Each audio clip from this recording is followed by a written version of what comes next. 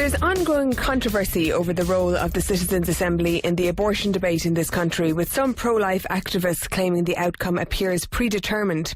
In late April, the Assembly will vote on what to recommend to legislators regarding the future of constitutional restrictions on abortion in Ireland.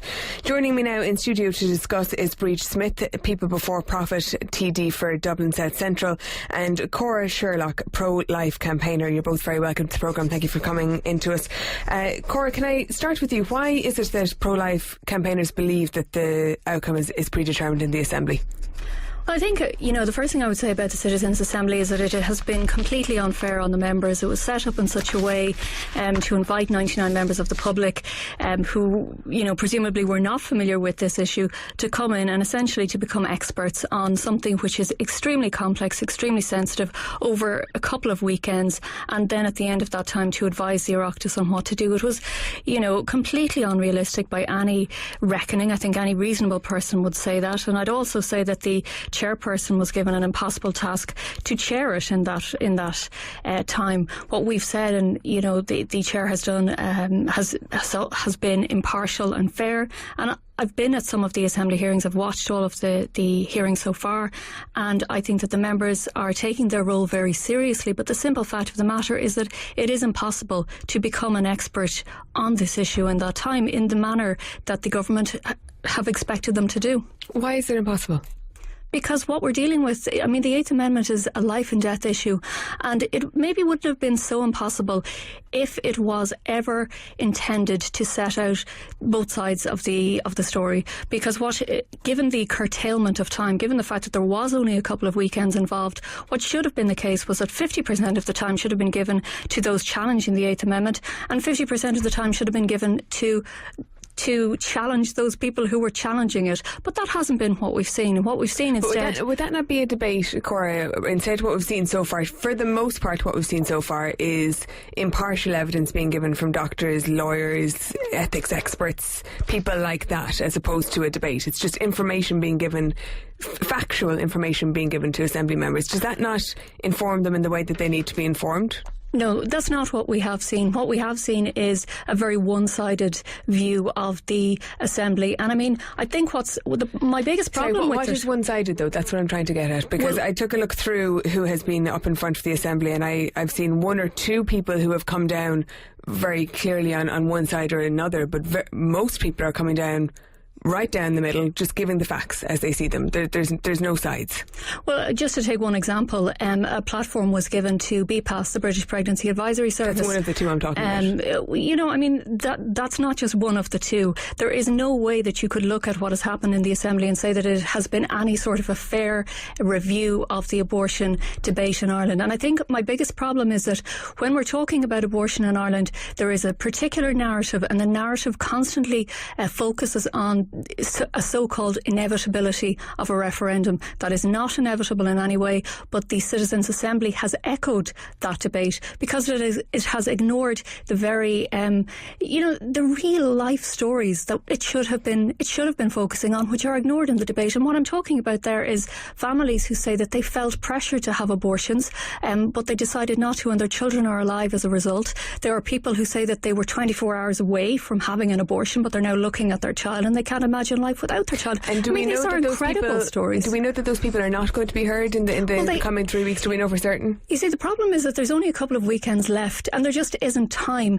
to give sufficient time to those families to tell their incredible stories. And they've been out in the media as a footnote to the debate, whereas instead they should be front page news, because it is incredible news to hear that somebody was thinking about having an abortion and didn't have one. So it's not, your concern is not so much that those stories won't be heard, but they won't be given enough time to be heard.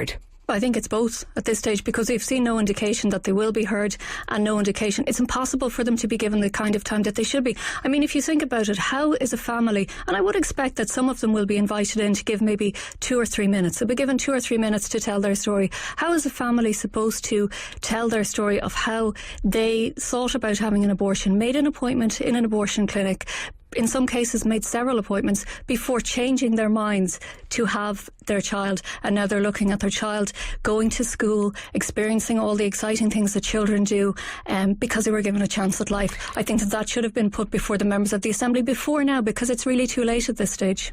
All right, it's too late, Brid Smith. We're halfway there. 3 weeks into a 6-week hearing. I mean, everybody would be shocked to hear that I agree with Cora on one thing, and that is that there shouldn't be a citizens' assembly on this issue. If that's what she's saying, or else she's saying there should be a citizens' assembly but it should be dragged out and dragged out. I say the opposite. The ultimate citizens' assembly is a referendum on the 8th Amendment, and we have constantly argued that the citizens' assembly is a delaying tactic brought in, as many other tactics have been, by a government that can't make up its mind. We had 3 different bills to argue for a referendum on the 8th Amendment that were defeated, and in each of them Fianna Fáil abstained or voted against. But the idea of having an assembly of 99 randomly chose citizens that would make a decision on something this fundamentally important to women's bodily autonomy and health, I think is crazy. I've always been opposed to it. So I agree with Cora on that. What I disagree with her on is the terms in which she couches all this. And if she wants to have a debate where people who she says are allegedly really big news because they were going to have an abortion and then didn't, and they should have their time to have their say, when we do, and we will eventually get to the point of having a referendum on the 8th Amendment, that's when they can come out and have the debate. That will happen in the lead up to a referendum, just like there's all sorts of debates happened over Lisbon or Nice or any referendum in the past, over same-sex marriage, any of the referenda that we've had. And indeed, I was around in the early 80s when the 8th Amendment was inserted into the Constitution, and we had lots of debate about abortion, about the right to choose, and about what I consider to be a more pro-life position. I'm determined to take that language back from Cora's movement, because I'm very much pro-life. I'm very much in favour of children who are born being treated equally, being given access to housing, health, education and equality in this country. But I never ever see Cora's movement on the streets protesting or standing out and defending the children that are born. Just back to the point, because the point that Cora is making is in relation to what the Assembly members are hearing and whether or not it gives the Assembly members a real life idea as to what is actually happening. You're saying that can come afterwards during a referendum, but surely that's too late. Surely the Assembly members do need to hear personal stories, because this is all about personal stories, Bríd. And in fact, the Assembly members themselves, when they were asked to fill out a feedback form after the end of the first session, they said they wanted to hear from younger women. They wanted to have a greater gender balance, and they said they said themselves they wanted more time for the Q&As. I'll just repeat my point. I'm opposed to the Citizens' Assembly. I'm opposed to 99 randomly chosen citizens. No, I understand that point, but my question is, now that it's there, it's important as part of the process, because it is going to decide whether or not it recommends whether the 8th Amendment should be a referendum should be had on the 8th Amendment, and that's going to be recommended to an Oireachtas committee. So it is important in this process now. Well, it may be important in this process according to your logic, if that's what you really believe. Do you not think it's important? No, I don't think it's important. I think the Citizens' Assembly is a delaying tactic. And but is the outcome of it not important? The outcome of it, whether it says we can have a referendum or not, the pressure to have a referendum will not go away. There are hundreds of thousands of young men and women in this country who are determined to have their say over this issue. So if the outcome is that you cannot have a referendum, there will be more and more pressure heaped on the government to deliver a referendum on the 8th Amendment. So I think that and in making the decision, let me finish my point. You didn't interrupt Cora. I did interrupt Cora. I want to answer the point. Well, you haven't answered my question. I'm going to answer it. If we think that more and more people should be given more and more evidence, and there should be more and more months spent by 99 citizens looking at an issue that is fundamental to women's bodily autonomy, then what you're saying to Irish women is you must wait. You must wait longer and longer. 33 years is not enough, and every day that you wait, more and more Irish women are being forced, Irish women and non-Irish women who live here, are being forced out of the state to get a medical procedure abroad. That is immoral, it's wrong, and it's unfair. So if we want to drag it out, we're being insulting and discriminatory towards women in this country, demanding that they wait till the 99 randomly chosen citizens make up their mind. All right, but Bríd, my question is, do you not think as part of this that it's important, as part of this process, whatever you think of the process, that it's important to people involved in the process. They hear from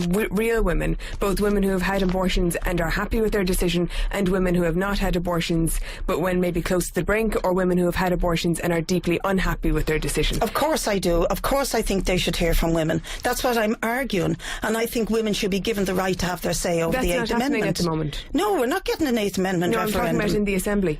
Well, they should be given the right to have their say. What I do object to is any further obfuscation or delay on this fundamental need for the people of this country to finally... I mean, everybody under 33 years of age wasn't born when that referendum was inserted into the Constitution.